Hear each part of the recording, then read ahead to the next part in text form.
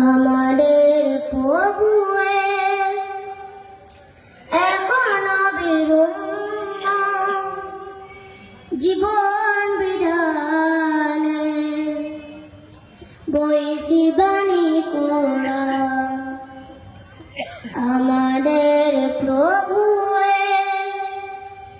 এখন বিরুদ্ধ জীবন বিধানে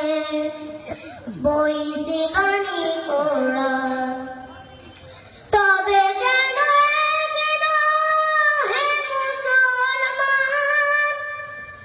এক করিয়া হুবান সুবহানাল্লাহ তবে কেন হে মুসলমান এক করিয়া হুবান আমাদের প্রভু এখন বিরুদ্ধ জীবন বিধানে বৈশি বাণী কোরা